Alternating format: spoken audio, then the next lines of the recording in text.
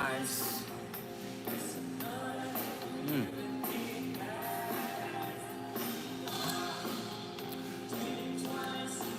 Oh shit, I think I'm live. Folks, if I clicked all the right buttons, we are live. Coming to you live underneath this guava tree here in the Philippines, my friends. Hello, let's see. God, folks, let me get my iPad going. I'm jamming out to one of my own videos, but it looks like I'm gonna have to cut the music. I need to cut the music, because if I don't cut this music, YouTube will hit me with the copyright, because they already hit me once on this shit. All right, let me see if I'm live here. Oh yeah, I'm live, cool. All right, give me just a minute to get this thing going so I can see everybody's comments. But folks, it is a sunny day. It is like 80% sunny right now, 20% cloudy here on Subic Bay, Barrio Barreto, Subic in the Philippines. After 2 months of solid rain, the dog got to go to the pool today. I took the ladies and the babies to the pool. We've been chilling over at the pool, and it's just been a great day. Now, when you do any live stream, if you're thinking about starting a YouTube channel, or you have a YouTube channel and you're thinking about doing some live streaming, as in any live broadcast, expect the worst is gonna happen, right? You go there and the internet sucks. Happened to me many times. But folks, I got all my technical equipment straight. I'm rocking out some converged Wi-Fi right now. It's not the internet. But the minute I go live, these dudes behind me fire up a fucking grinder. That's just the risk you take, I guess, on any live broadcast, right? And I don't have a moderator. I don't have a person on a button to censor anything, you know.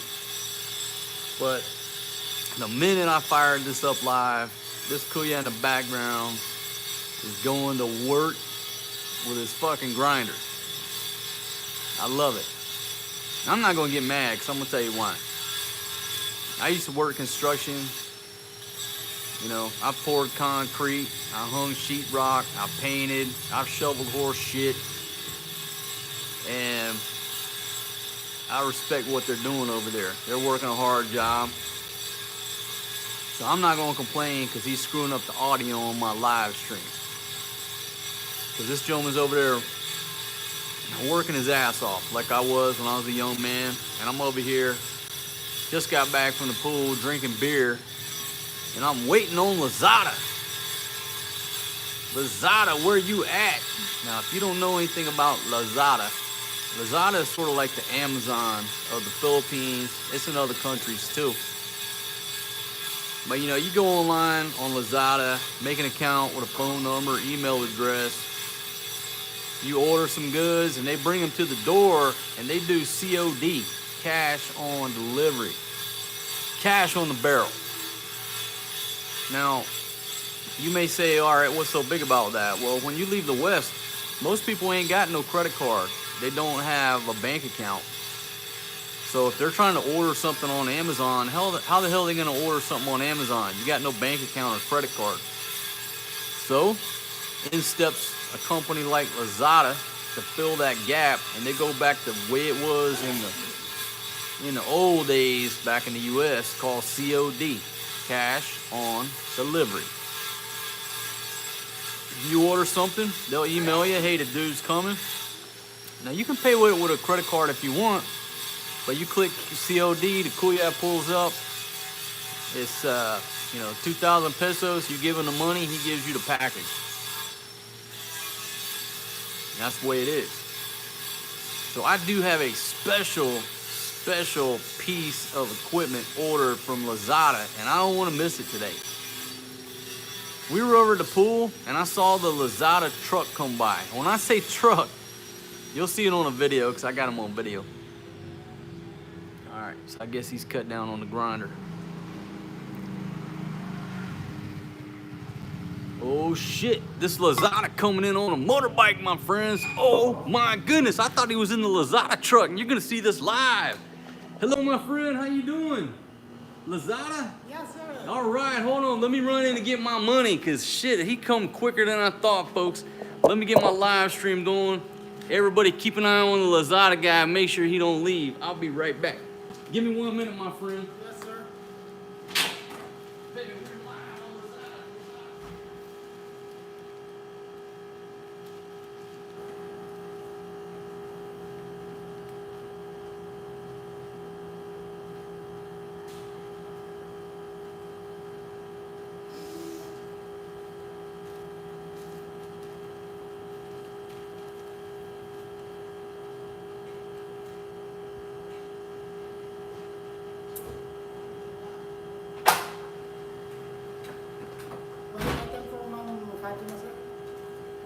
Okay, who's that for, my friend?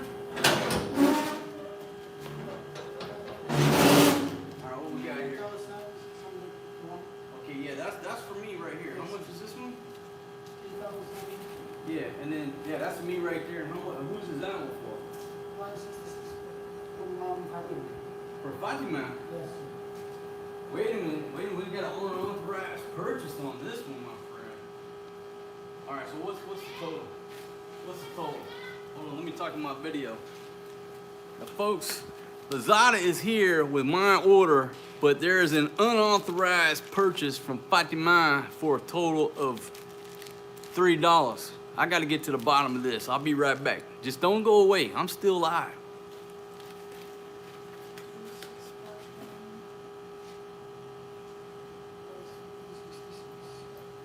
How much you getting, my friend?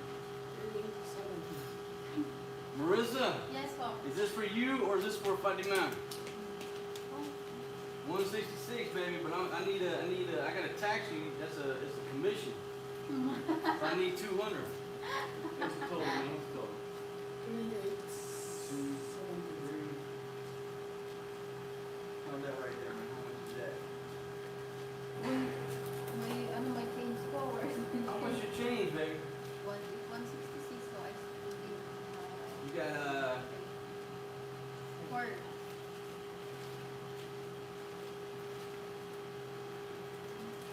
how much change you got? Hold on, I gotta talk to my folks, we are still live, but we're trying to pay the Lazada dude right here. I didn't know he was gonna show up this quick. Stay with me. Stay with me.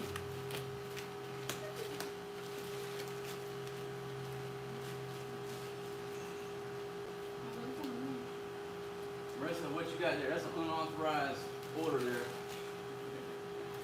Jeep for it. Alright, so how much is your change? 34. 34? Yes. Or you owe me 6 pesos. Uy, sakto kayo lang meron pa lang. That's for you. Thank you very much, my friend. Have a good one and be safe on your motorbike, okay? Thank you very much for bringing it, my friend. Alright, we'll see you. Folks, that happened and went down. Now look, I didn't plan that. I didn't get no notice that this guy was gonna show up the minute I went live. I'll tell you what happened, all right? Because I got my item. I actually ordered 2 items. And I'm like, that other item don't look like what I ordered. And I realized the ladies did an unauthorized transaction on Lazada. And Marissa, don't forget that 6 pesos you owe me. Get in there and get that 6 pesos. I ain't forgetting about that. We was over at the pool, my friends, chilling. And I saw the Lazada guy go by. Now, they have these little small 3-wheel trikes, like little van type deals. They can put a lot of stuff in there and it keeps it out of the rain. So I saw that dude cut the corner out of the corner of my eye, and I was like, that's the Lazada guy. And the only reason I know that is because Marissa is always ordering some type of bullshit. This dude's always here hassling me. And so I left the pool, I came to the house, and I ran into the guy, and he's like, no, it's not me, it's my partner. So I knew he was on the way, but I didn't think he would show up that quick. So I said, you know what, I'll sit here, drink my beer. I'm gonna go live, talk to some subscribers, and chill out. and he showed up, boom, right in the middle of the live stream. Perfect. So if you don't know anything about Lazada, it's like the Amazon of the Philippines, other countries, COD, cash on delivery, and they have a vast variety of products that you can order, and they're starting, at least the products that I research and look for, you know, which ain't much, they're starting to get more and more products from the US. And so I was looking at a particular product, and in the US, let's just say it's 65 bucks. And a lot of times you'll find the product on Lazada, it'll be twice as much. Well, you gotta understand that. They gotta pay import fees, they gotta put a profit on top of it. And so you have to understand it. And this one little grill I'm looking at in the US is 100 bucks. I can order it from Lazada for around 200. But like in Thailand, if you try to order anything, say from the States, if it's 1,000 bucks, when the UPS guy arrives at your spot in Thailand, you're gonna have to pay him about 400 US dollars, the equivalent. They charge you anywhere from 35 to 40% import tax fees, blah, blah, blah, blah, blah. The guy's gonna bring it, but the UPS guy is gonna be holding out his hand, you know, hey man, it's $400, and you pay him, he gives you the package. If not, they take it back.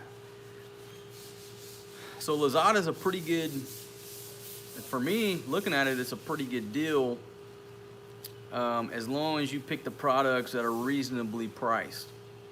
So for this grill, for example, it's 200 bucks here, it's 100 in the States. That's reasonable. But you look at another product, which is 100 in the States, and then it's $600 on Lazada, that's not reasonable, unless you really need that damn product. So anyhow, I found this item here, and it was, I don't know, I'll have to look at the numbers, but basically 65 in the States, and it was like $68 here. And so the first thing you're thinking is, all right, is it legitimate? Is it a legitimate product, or is it a bullshit product, you know, some type of imitation or knockoff? And I don't buy a lot of things from Amazon. I've probably, in my entire life, bought, what, 10 orders from Amazon, if that. Because I read so many reviews about people, how people are getting ripped off with fake products and shit. So I'm wary of buying shit on Amazon. So if I'm gonna order, you know, say anything from Saddleback Leather, like my satchel, I'm going to Saddleback's website. I'm ordering it direct from Saddleback. I'm not ordering the shit on Amazon because I don't trust who's shipping it to me. I don't trust that I'm not getting some fucking high-grade knockoff. I want the real deal. So most of the time when I order shit, it's not from Amazon. It's direct from the company, the manufacturer, whoever. So when I saw this product on Lazada, it was only like $3 more than it was in the US. And I said, But apparently they sell a lot of the products from this company. And I'm not gonna reveal it right now. I'm gonna reveal it on a video. Because before I reveal it, I'm gonna contact the company and I'm gonna say, hey, is this legitimate? You know, has somebody in the Philippines bought a couple shipping containers full of your products? Are you doing business with people in the Philippines? And oh, by the way, how do I tell if this product's legitimate or not? I'm gonna get to the bottom of it before I reveal it and do my video. But anyhow, that was the purpose of the live stream. I thought I was gonna be sitting under this guava tree, and we got guavas hanging all over this tree. We got so many guavas now, the Filipinos can't eat them fast enough. They've been giving them away, but life is good. Yeah, so look forward to the video of the unboxing of this box that I got right here.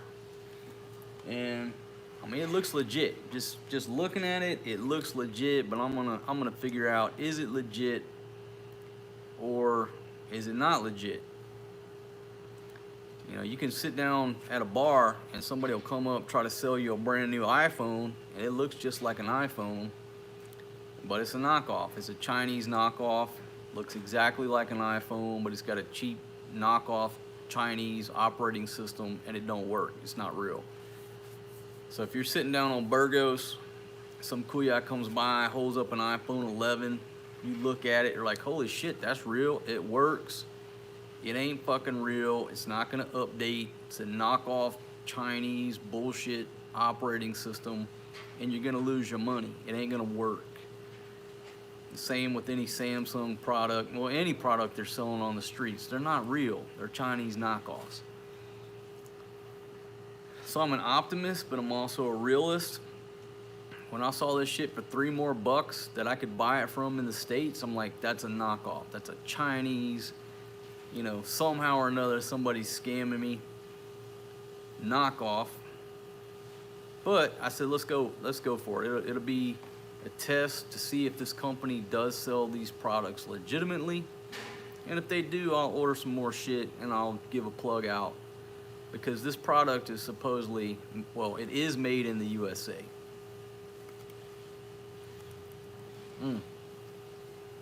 Drinking some good cold beer.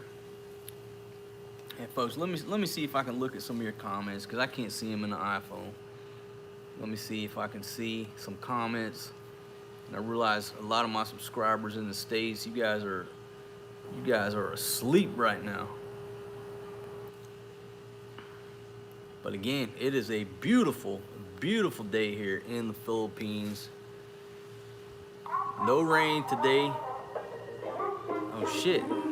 I kept clicking on my own live stream, and I got to get through the Google ad before I can join the live stream. You guys are asleep right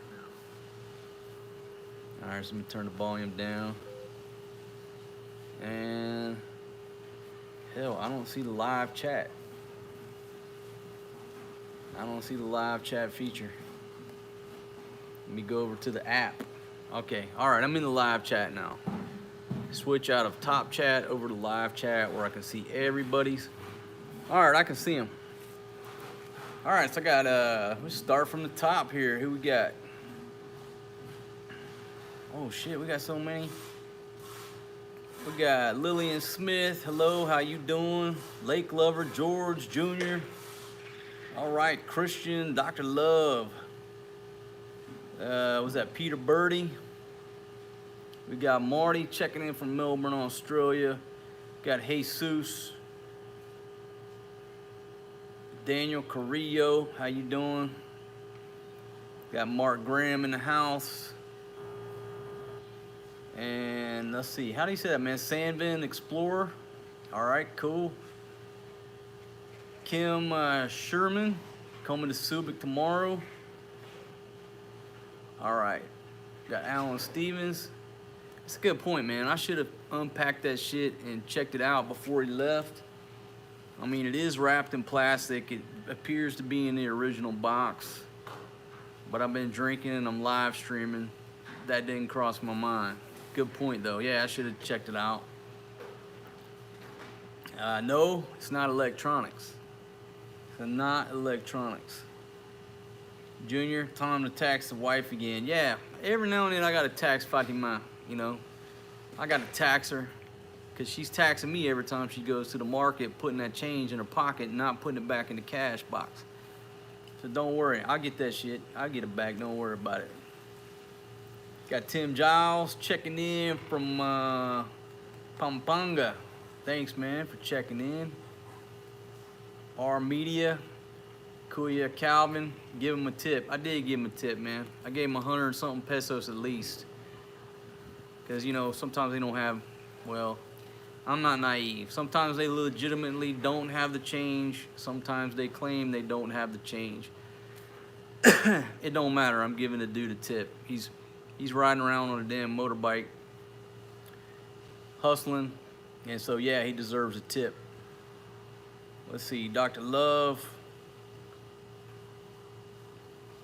Okay, Mark Raymond, only buy from legit Lazada seller. Read the reviews first. Too many expectations versus reality. And you know, I did read the reviews, and when I searched for this particular product, I saw a lot of products on there with, you know, no reviews, whatever. But then I stumbled on to ones that had several reviews. I went to their store, and it seems like that's all they sell. And several of the products had many reviews. And so I took a chance, and we're talking 68 bucks, just say 70 bucks by the time it gets here. And I said, let me take a chance on it. Fatima is over there looking beautiful, baby. Don't be looking at my box over here. This is a secret right now. Folks, Fatima, let me give you a look at Fatima. Baby, take your hair down. So, yeah, come on. Okay, folks, she's a little camera shy today, but she is looking sexy. My God. All right, we got Cody in Texas up in the house. Let me see if I can get real time down here. Okay, is that Rooney 86? Greetings from the Faroe Islands. All right, cool, man. How's the weather up there? Chicago checking in with Adam King. Sam Andrews Chronicles, Australia. Chris 777 in Germany. My goodness, Ralph Lockwood, W.E. Wilson, going back to Cavite. Mad Max in Arkansas, just drank some cold beers. Cool. I got Big Time Charlie checking in from Patia, Connecticut with Tech Head 100. Edward Hope checking in from my home state of Mississippi. How you doing, my friend? Mississippi up in the house. Bondi Beach, Australia with Shane. Let's see, got John Garcia. Let's see, Dallas Du Bois. How you doing? Timothy Haley up in Canada. Lillian Smith. Man, hey, I appreciate it. We're in Subic in February, cool. Charles checking in from Hawaii. And let's see, RG in Vegas. Let's see, John Hugh in Australia. I got Happy Joker down in New Zealand. Michael. Let's see, is that Muriello in Los Angeles? And I got my man Niall in Bahrain. Peter Birdie's here to see Fatima. I don't blame you, man. She's beautiful. It's hard. I mean, it's a hard job waking up to her every day. But somebody's got to do it. Brisbane. I got Lynn Grant Stewart from Toronto, Canada. And no, Marissa is not wife number 2. I've never represented her as that. She's a friend of ours, great lady. She is not wife number 2, and I've never referred to her as that. Sweet girl, but no, she's not. She's single. That's all I'm gonna say. She's single. Nice lady. Thomas Travers checking in from Pennsylvania, currently in Angeles City. Marcus Culver from Italy. Got Sean Hodges in New Hampshire. And John Hughes says, we demand to see Fatima. John Garcia from Texas. That's the rundown, folks. We are worldwide on this little live stream. That is the power of the internet. Holy shit, you know, when I was growing up in the 70s, now we had a rotary dial telephone hanging on the wall. You had one phone in the house, it was hanging on the wall. I was a kid, you know, small child. I couldn't even reach that damn phone. But back then we had what was called a party line. Now, a party line was when you're a redneck and you were so broke, you couldn't afford your own line. So you went in with however many people they'd allow you to go in with. So we went in with our cousin down the road and this person, whatever. And it was like 4 houses had the same phone line. It was called a party line. So when you went to make a phone call, you picked up the line and checked for a dial tone. If you didn't hear a dial tone, you would hear your cousin or the neighbor, whoever's on the party line, having a conversation. And you'd be like, oh, hey, Bill, how you doing? Oh, pretty good. I'm just talking to my mom. All right, well, when do you think you're going to be off the phone? Give me 10 minutes. And then you would hang up the phone. But most nosy neighbors, everybody's nosy, they wouldn't hang up the phone. They would just quietly pull that receiver down and they would sit there and they would eavesdrop on your conversation. That was a party line. It was a gossip line. So I grew up with technology like that. And if you call somebody, you got a fucking busy signal. There wasn't no damn call waiting or text the person. It was a fucking busy signal. So if Joe Blow was talking on the phone to his mom for 3 hours, you got a busy signal for 3 hours. And then here come the 80s. Moved to Texas. See my first push button fucking phone, right? Then here comes call waiting. Holy shit.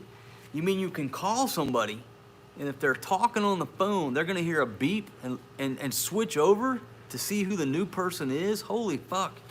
That's gonna improve our lives so much better.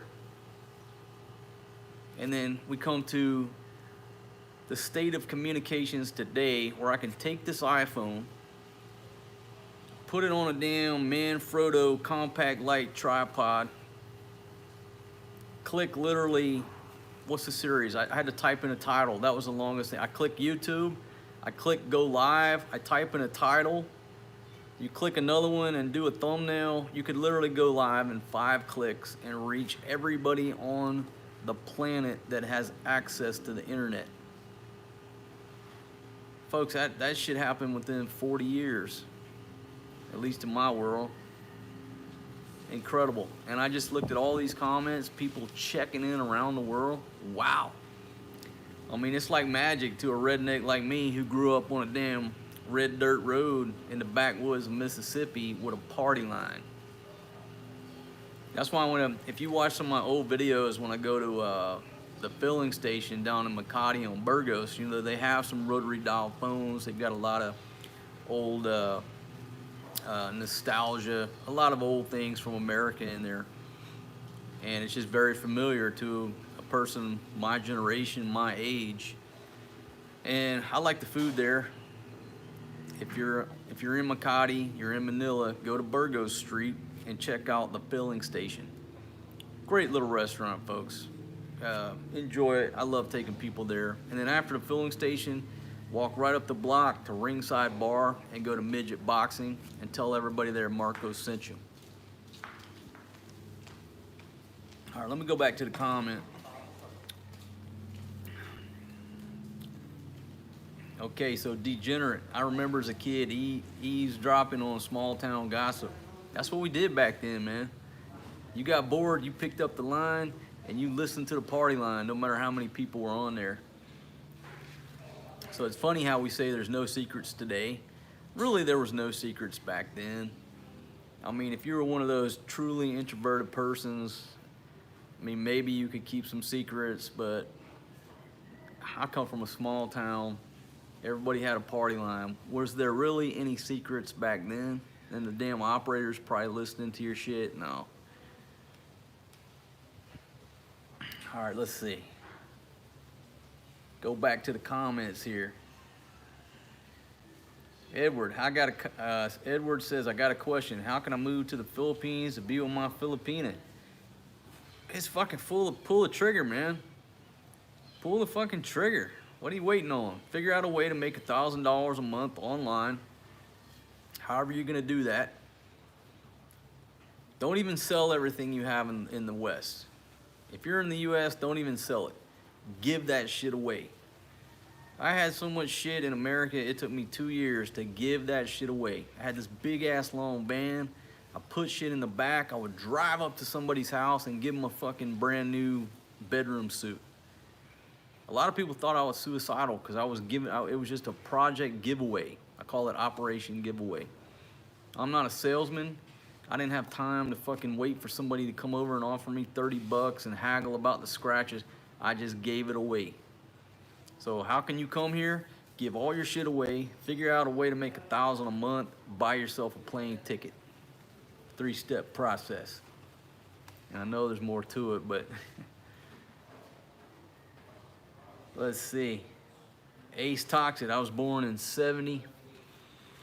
Yeah, man, so me and you, same generation, man. We've seen a lot of changes. And when I say a lot of changes, I think, you know, anybody born after the internet age, they've seen innovation, but they've never lived their life without the internet. Our generation and before, we grew up as small children pre-internet, pre-computer. You know, I saw my first computer in, what, 82, 83, somewhere in there. So yeah, I think anybody our generation, man, or older, we are shocked at the technology that we see today, whereas anybody younger than us, they're just looking at the innovation because the internet is basically how everybody lives their lives now. All right, Mark Raymond. Filipinos are addicted to cell phones, especially Facebook and Messenger. Boom! I got sober sunsets off the top ropes. I can't drink anymore, so have a beer for me. Sober sunsets. I'm gonna make the assumption based on your screen name that you don't drink no more. That you used to be a hard drinker, and now you're living life a life of sobriety. And I salute you, my friend, and thank you very much for the beer. And you know, I always say I'm not an alcoholic. I can quit anytime I want, and I do. And a lot of people argue with me and they say you are an alcoholic, but you can control your alcoholism. Well, that may be a valid argument, but for me, if you compare that to like an addict, well, what's an addict? An addict is a person who can't physically give it up or mentally, or a combination of both, versus a dude who, you know, uses whatever intoxicating substance once a year on New Year's Eve.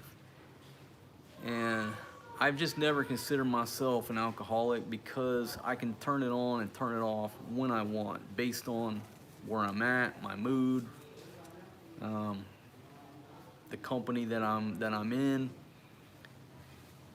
and that's just me. But I know a lot of people struggle with it. You know, I've had plenty of uncles who were alcoholics who could not turn it off. They could not turn it off, and so I understand it. I've been to a lot of AA meetings, and I'll back up. I'll shout out to one of my uncles. He was alcoholic. He stopped drinking, I don't know, 1980 something, and became big in AA.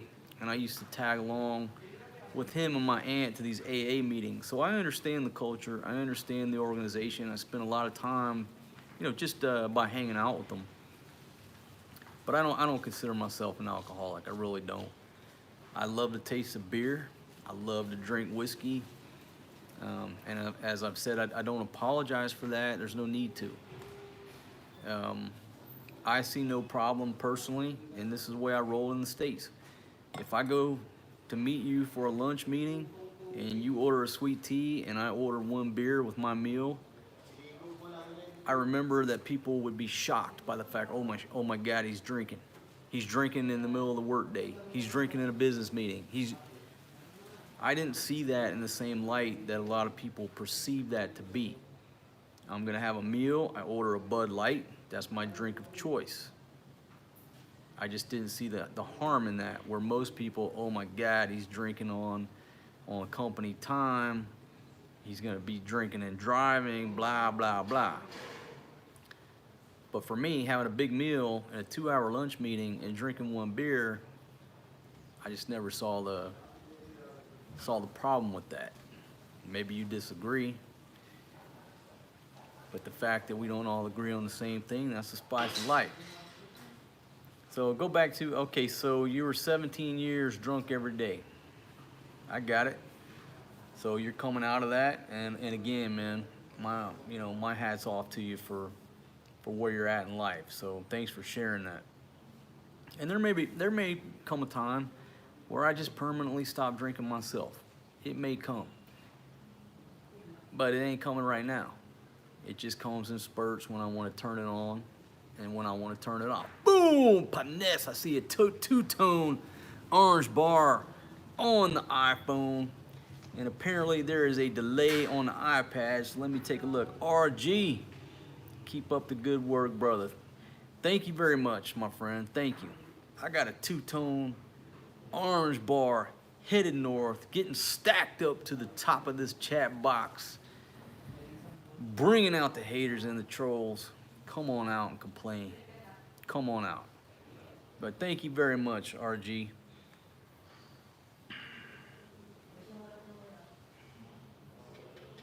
Yeah, so Ace is talking about, and I think this is what appeals to a lot of people. Very good point, my friend.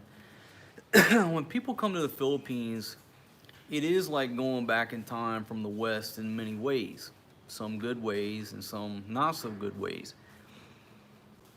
But the good ways, and I think what attracts people to places like the Philippines or Guatemala, a lot of these places, is that the culture that surrounds family and the pace of life and the way that people, still eat together, they still, congregate together. When you come to the Philippines, if you're my generation, it will remind you of the 70s. And I think that's his point, and maybe Ace, you can elaborate on it, but it takes you back to your childhood, the way families interact, the way they stick together, the way they still live in close proximity to one another. And I think that's a reason a lot of older guys fall in love with this place. Of course, we love the sunshine. Of course, there's beautiful girls and beautiful beaches. But that only lasts so long. But when you come here and you see how close families are, it's not always perfect, but it takes me back to the 70s where every Sunday, it didn't matter if a goddamn tornado was coming through. On Sunday, you got up, went to church, and then immediately after church, you went to my grandfather's house, and lottie-dottie, the whole family was there, and we had Sunday dinner together. And then afterwards, we all sit on the front porch, had 2 swings, rocking chairs, and you conversed until 1 or 2 o'clock, and everybody went on home, and then we went to Sunday church on Sunday night. It didn't deviate. My grandfather, every day of his life, wore a pair of Liberty overalls with a white t-shirt and his work boots, except on Sunday. He would not swing a hammer, lift a finger on Sunday. Only thing he did on Sunday was feed the chickens. He went to church in the morning, at night, and spent all day with family. Monday through Saturday, the man worked 12, 14 hours a day. And that model has been diluted in America. So when you come here and you see how families are still doing that, it's like going back in time. It's like going back to your childhood. Everything was safe, secure, families are together. And that's just one of the things you'll love about the place. And yeah, families are so close that often they get on your nerves and they get frustrating. You get frustrated with your Filipinous family. But for a guy like me, and maybe Ace as well, the way we grew up, it's like going back to that, the way families interacted back then. All right, so let me get back over here. All right, so did I Google Kangaroo Island? Brian, no, I don't know about Kangaroo Island, man. I'll check that out.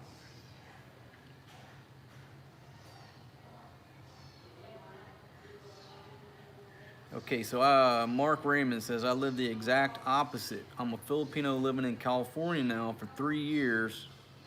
And for the haters, I'm legal. All right, well, yeah, and,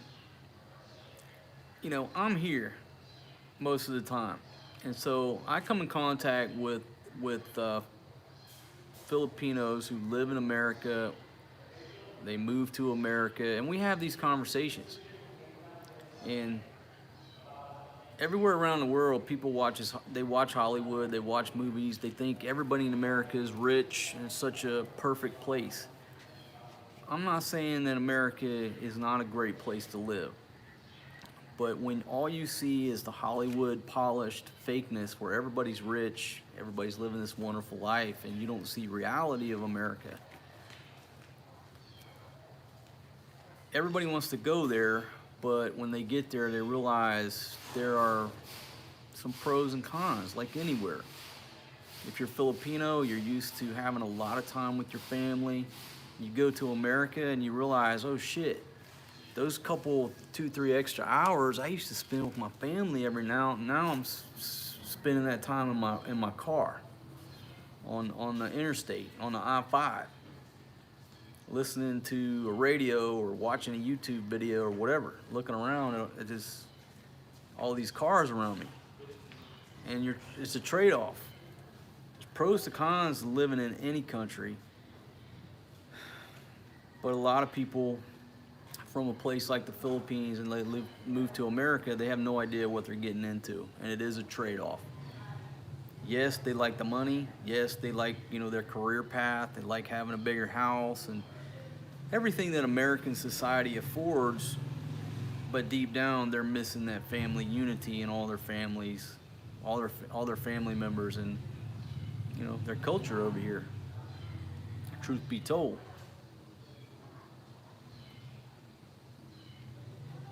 Okay, so my Philippines travels. I'm happier when I'm in the Philippines because life is laid back and less complicated. Yeah, I mean, the most complicated place you can live on the planet for me is America. And again, there are pros and cons to living that life. But as I talked about on this gun control video, when you're in America, there's like 18 bills, 18 problems, 18 deadlines going through your mind. And if you make a lot of money, if you make 100 grand and your bills are 40 grand, well, you're living the dream. You got plenty of money to go and do as you please, but that's not the average American. I mean, what is it? Look it up. The average American is, what is it, $10,000, $20,000, $30,000 in credit card debt. They got a big mortgage that they shouldn't have been qualified for in the first place. If they got a $400,000 house, they really can afford a $100,000 house. The same with their cars. If they're riding in a, I don't know what people drive these days, a big ass fucking Suburban, they probably could have afforded, you know, something half that. And so you have all these things going through your mind constantly. It's constantly in your mind. And then you leave that society and you realize that most people, the rest of the world, they're worried about simplistic things like, all right, do we have enough rice to eat today? They don't have a car payment. They don't have a house payment because they've lived in the same village their families lived in for 300 years. They don't have no damn car insurance. They're not worried about a 401k. They're not worried about retirement.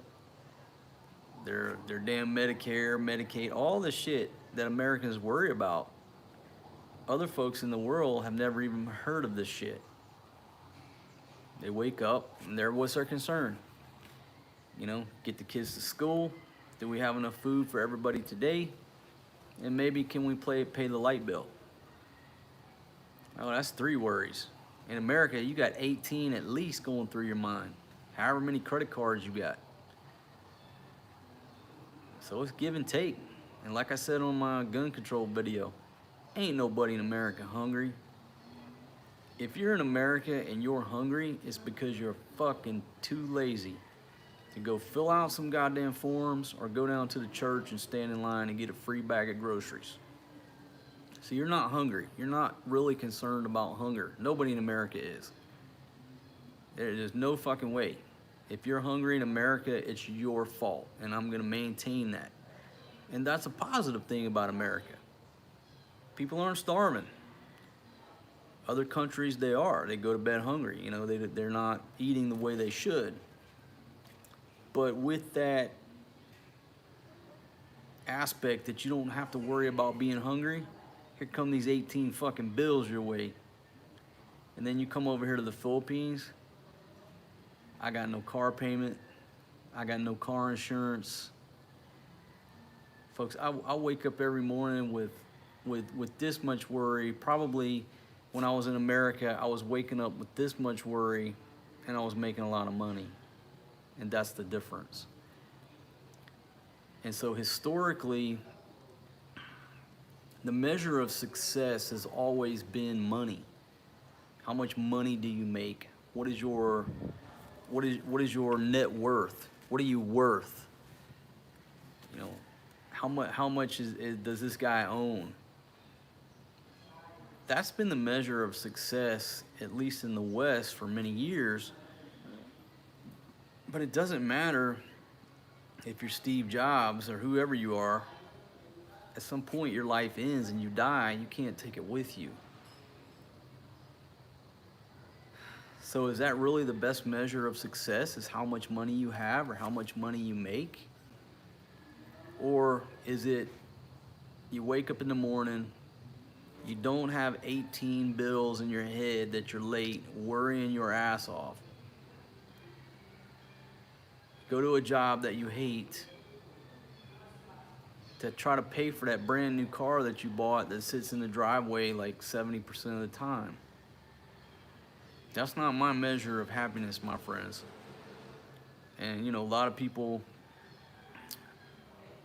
here on YouTube, they look at me like I don't know, you know, it's, you read the comments. I don't read most of the comments, but I read a few. When they come across, I read a few. And I read the chat box when I'm live. But my measure of happiness is waking up without those stresses, but knowing, hey, I got enough money to eat. I got enough money for a few cold beers.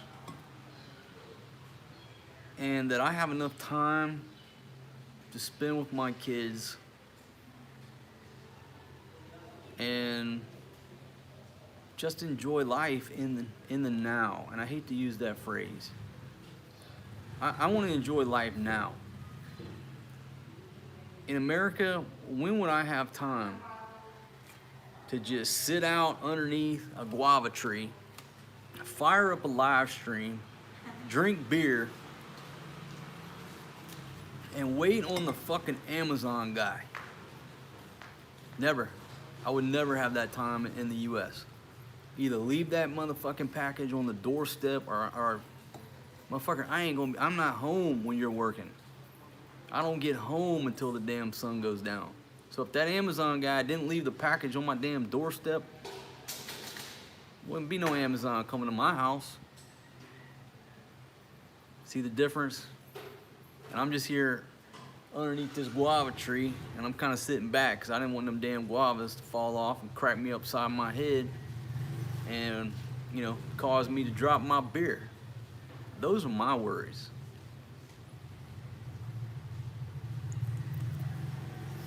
Oh yeah.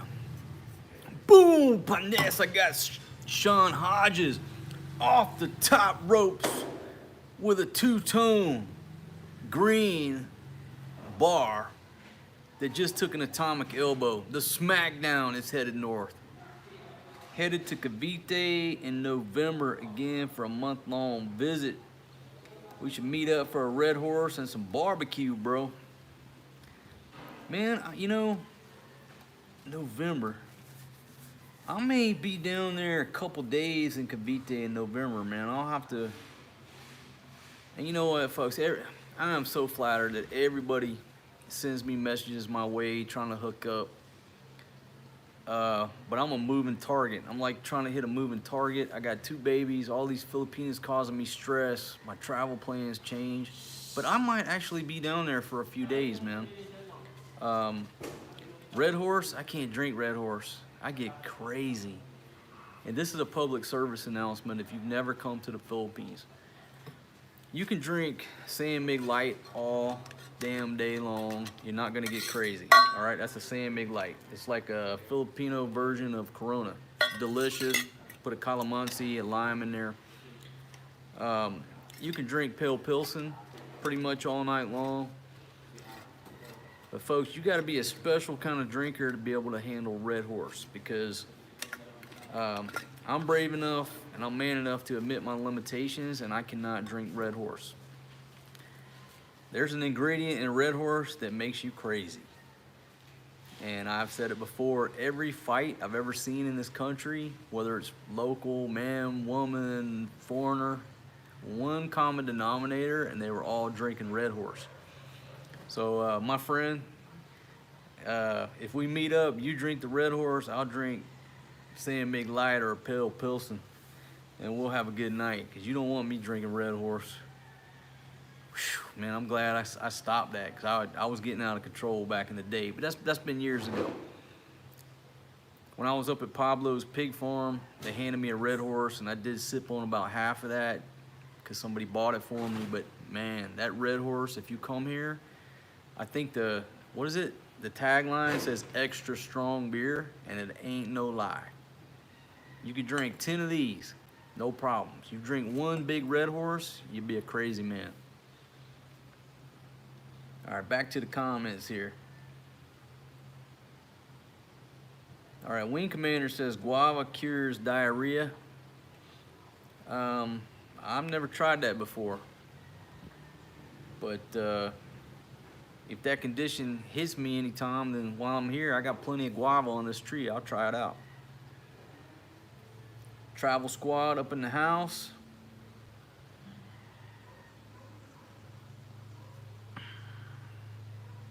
Okay, so Wing Commander says he just started a channel for his a new YouTube channel for his wife, little Nora from Zamboanga. It's called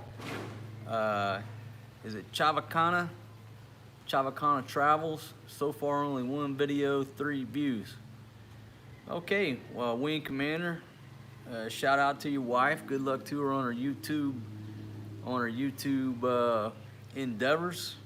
It's definitely been interesting, an interesting journey for me, and I am very glad that I started this YouTube channel. And I think what I'm gonna do, I've actually thought about it.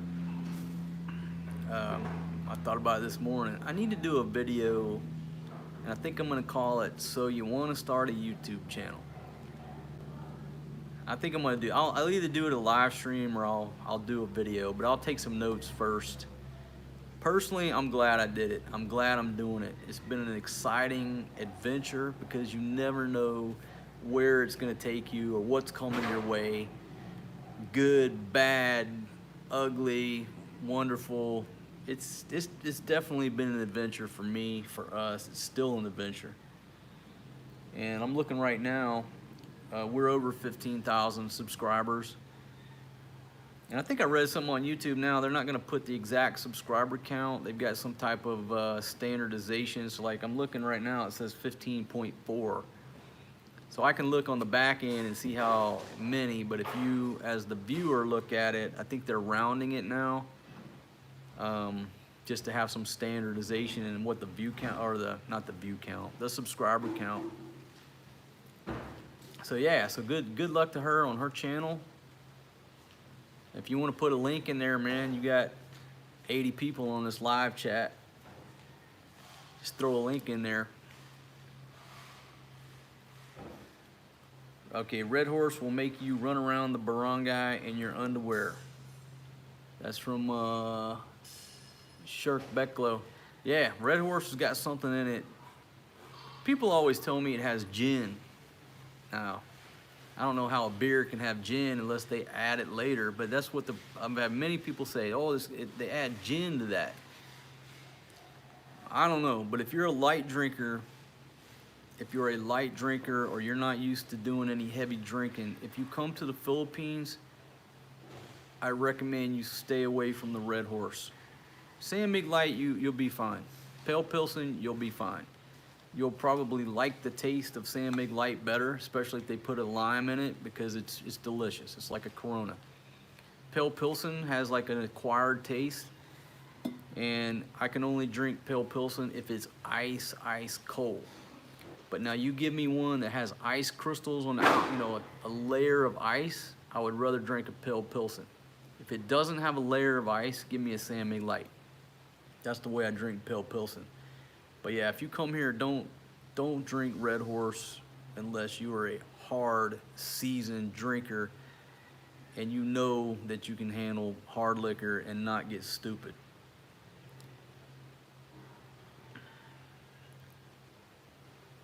Okay, let's see. So you're, Patrick, you're a moderate drinker, Red Horse is no problem. Okay.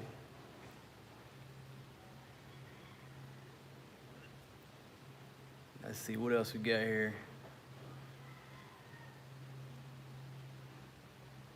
Man, I got so many comments. Okay, let's see, Brian. I found it hard in the Philippines. Thai street food eclipses the Philippines food. Do I miss that living in the Philippines? Yeah, I sure do. But it's hard to compare Thailand versus the Philippines because Thailand is, they say it's the world's kitchen. When you live in Thailand and you get used to that quality and freshness of food, that you can get 24 hours a day, you get spoiled. In Thailand, you can walk out of your room no matter pretty much where you're at, unless you're way out in the province. You can walk out of your hotel room at 3 in the morning, and there will be some food carts with the most delicious food you've ever tasted in your life for a damn $1.25. The Philippines is more like America, where 10 o'clock at night, you know, restaurants close, they roll up the damn carpets and everybody goes to bed. So yes, Thailand beats the Philippines on food hands down, but it beats every other country in the world hands down. And so yes, when I leave Thailand, I miss the food. And you can ask Fatima, she loves Thailand. The food is fresher, cheaper.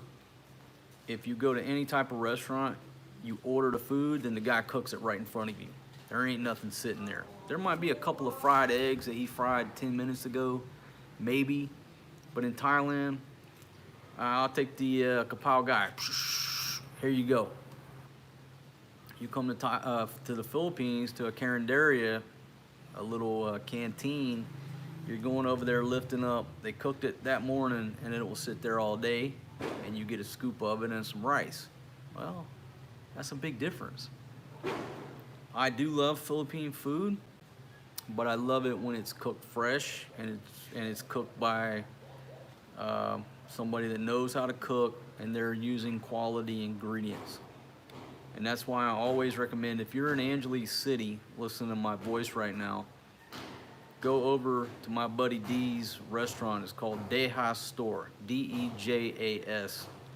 It's across from the Red Hotel, but I think they changed the name as the Red something Hotel. But it's right across the street from the Red Hotel, Dejas Store, Dejas. His wife makes great Filipino food, fried chicken. Now, if you taste her fried chicken, you're gonna think you're in the South in the U.S. Because she's lived everywhere abroad, you know, travel the world with D. But her food is fresh in the mornings. She also cooks mahi-mahi, but if you don't get there by like 11, it's already sold out. Okay, does she have the cheapest price, or can you get it cheaper down at the carinderia doing this number here, shit that's been there for a day and maybe even recycle from the day before? Well, folks, you can't get blood from a turnip. You get what you pay for. And I'm about to post a video. Well, tomorrow morning, join me for the premiere of my Heineken beer biscuits and bacon onion gravy, because I went cheap on some bacon. And I don't want to give up too many spoilers, but just watch that in the morning, and it's you get what you pay for. And so in Thailand, the food is fresher, it's fresh, made right in front of you. No leftovers in Thailand. Thai people don't eat leftovers. And it's cheaper. So yeah, man, I do miss Thailand, yes. To answer the question, I know I went off on a big tangent.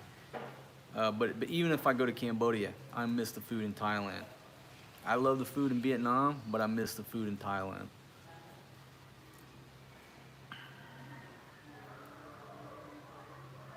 Okay, let's see. So there was a conversation about living in the province.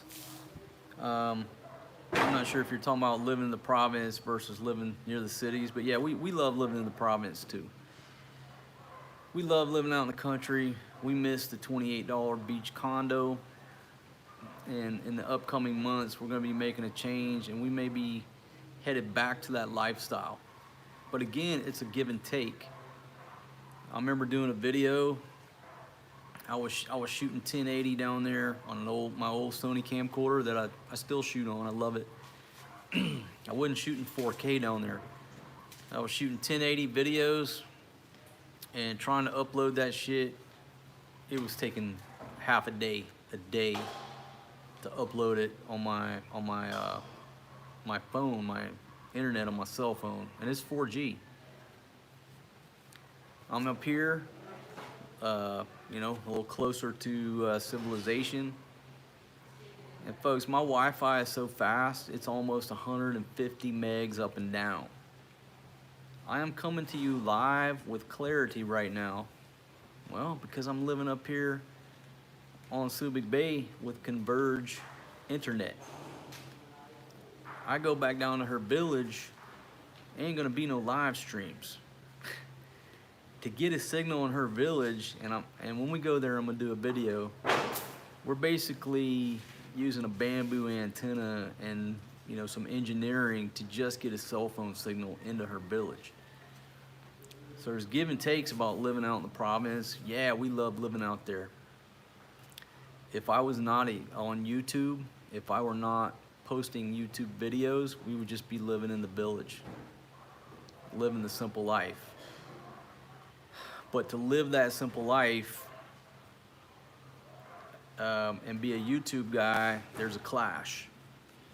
Now, if they could run a fiber optic line all the way through that sugarcane field down into her village, I'd never leave. We'd live in the village. I would live stream. I would show you village life, real time. But it don't work like that. So there's pros and cons, give and takes.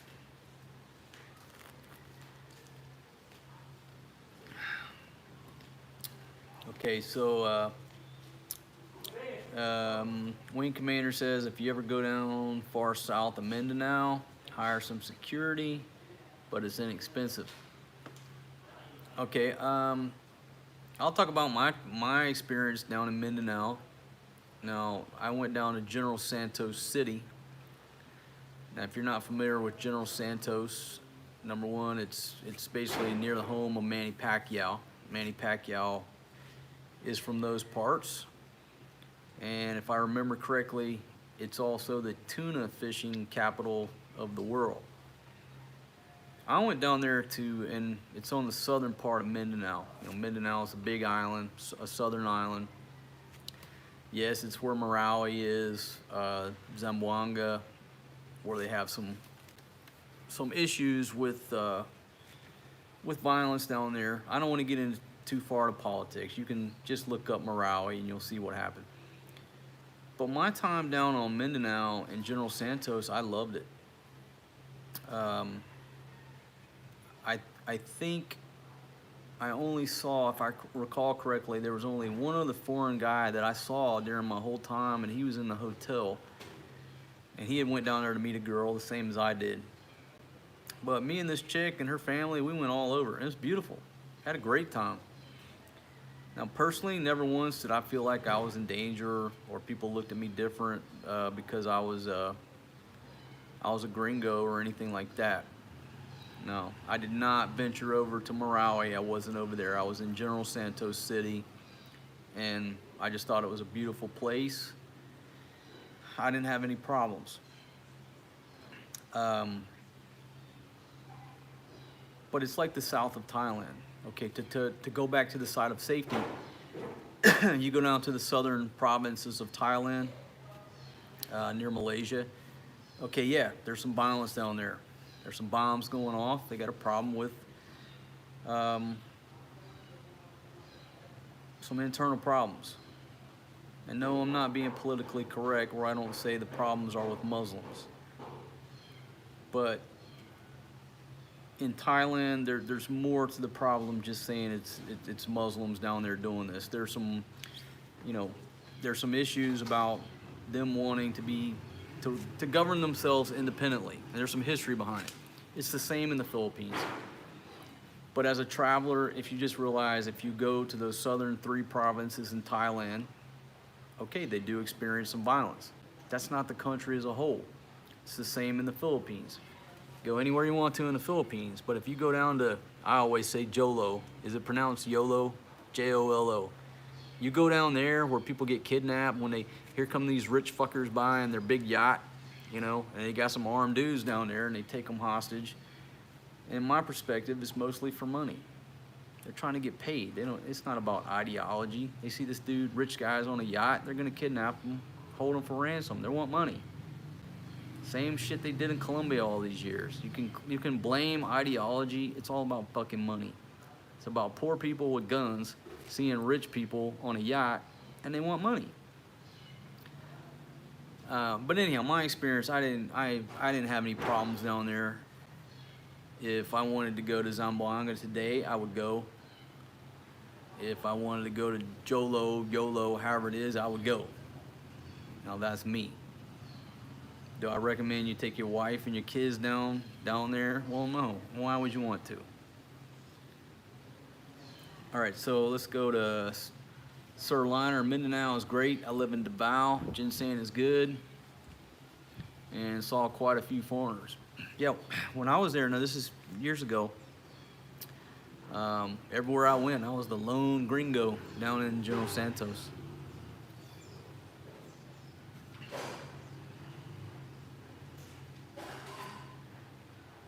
Cultural separation issue. Yeah, stay frosty, yeah. In the West, we're very quick, especially as Americans, to say, oh, it's Muslims. It's not just that. It's not easy just to say that's the problem. It's a cultural, it's a separational problem. In the past, maybe they had some self-government. They self-govern, and now they don't, so it's left over, hey, we used to be our own entity, now we're not. If you really search the history of stuff like that, there's more to it than just say it's the Muslims versus the Christians. That's too simple. But mainstream media, that's the way they want to put it to you because it sells newspapers. But there's always more behind it than that.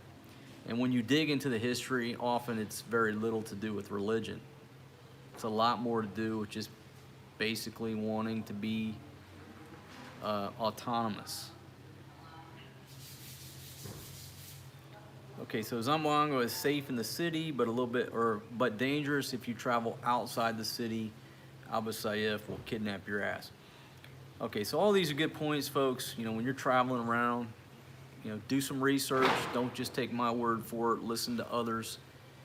And make your own decision. Make the best decision of whether or not you want to travel to that area.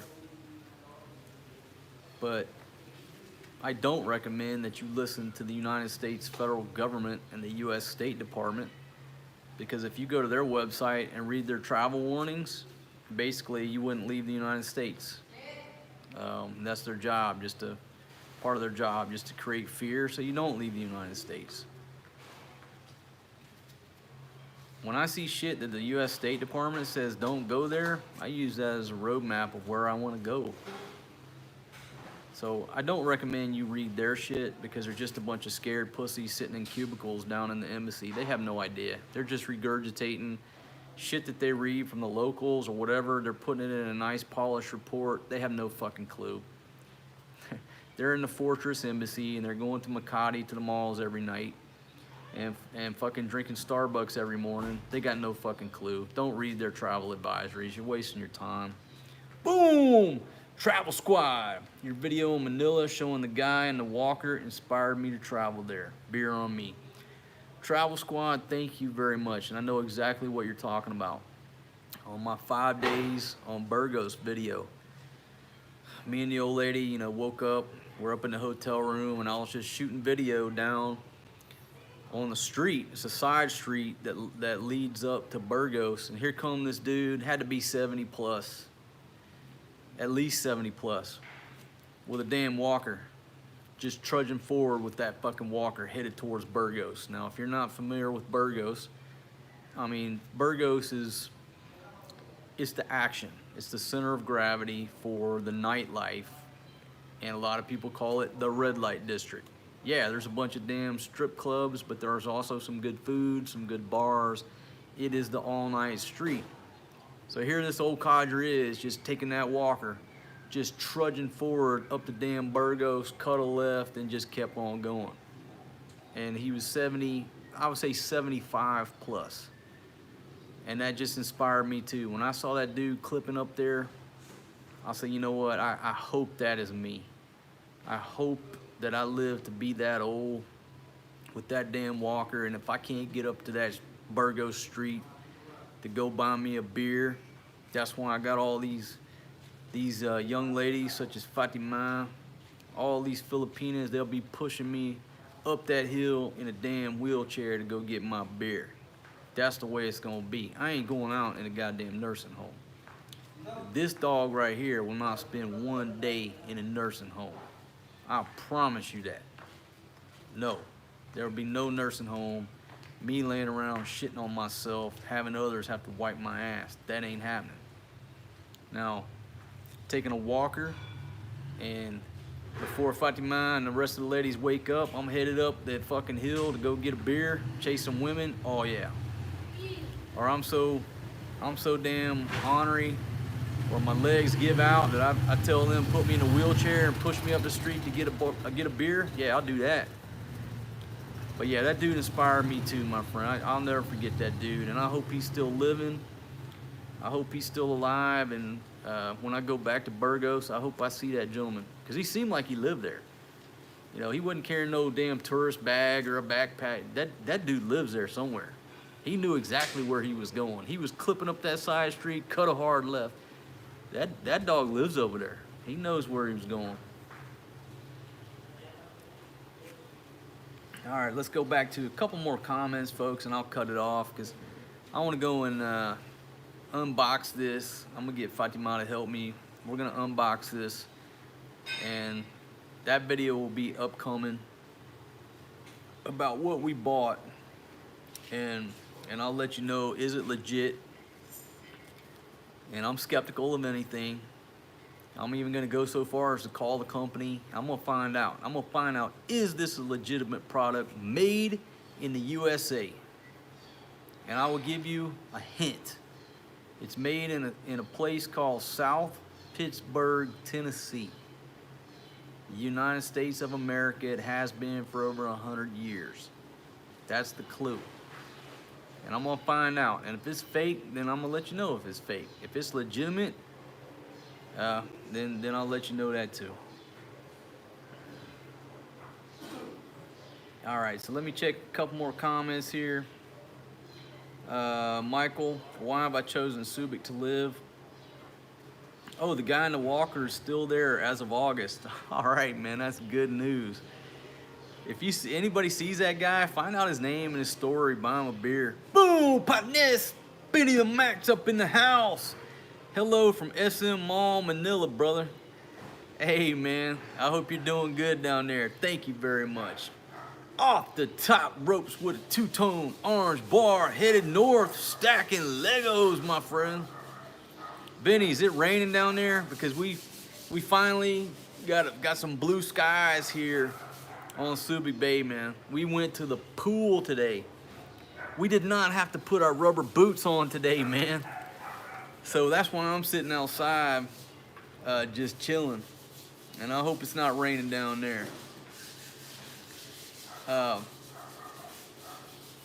Okay, so anyway, I'm on Subic Bay right now. It's a long story. My buddy Dennis was here. He said, come on over, hang out in Barrio Barreto. We loved it, we stayed. But, folks, we're not staying anywhere too long. We're just too transient in the way we like to travel. And so in the next few months, look for a change. Maybe we're still here, but if I had to bet on it, there'll be a change coming up. And like I said before, I'm looking at tents right now. I'm looking at canvas tents, if that tells you anything. Okay, so the Mexican restaurant in Bangkok or Mike's in Pattaya, which one is the best to take my friends to? Ooh, that's a hard choice, man. I mean, I love Mike's in Pattaya. That's my go-to place. If I had to just, man, that's a hard choice. I don't want to choose between the two because I love both places. But Mike's is my go-to place. I've been going there for years. The ladies there, I love that spot. But that place in Bangkok, right around the corner from near Nana Plaza, with the habaritas. I mean, I love to take people there just to go, hey man, have this habarita. It's a habanero pepper in a margarita. That thing is on time. The food there is great. But if I had to choose one of the two, shit, man, I couldn't choose. The food there was excellent. Both places is excellent. But the food at Mike's is more familiar to me. That's just where I've been going for years. But I am glad that I stumbled on to that spot in Bangkok. Take them there, have a habarita. Go to both places. There you go. Take them to both places. You can't go wrong. But make sure they get that, what do you call it? A habarita.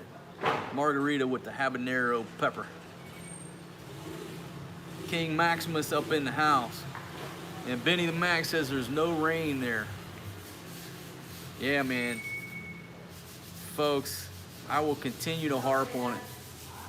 2 solid months of raining all day, all night. To the point we had to buy rubber boots. Baby, bring me them rubber boots. Let me show you what I bought. Folks, I had to.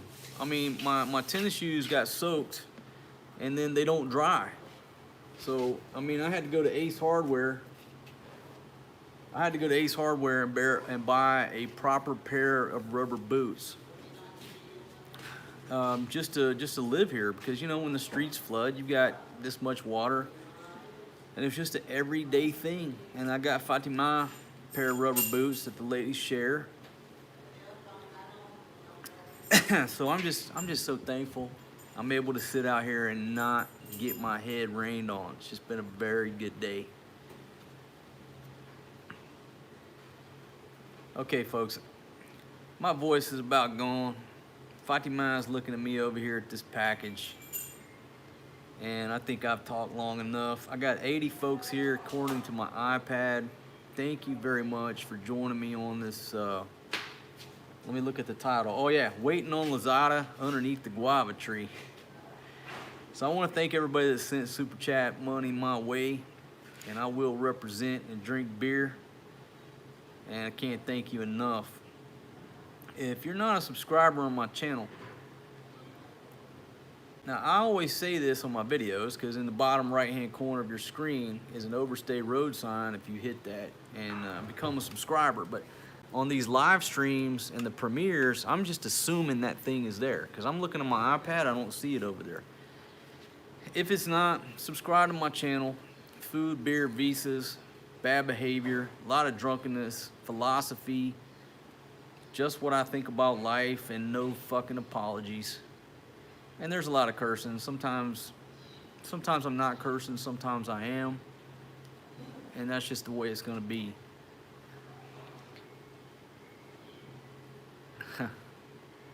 King Maximus, man, that's funny.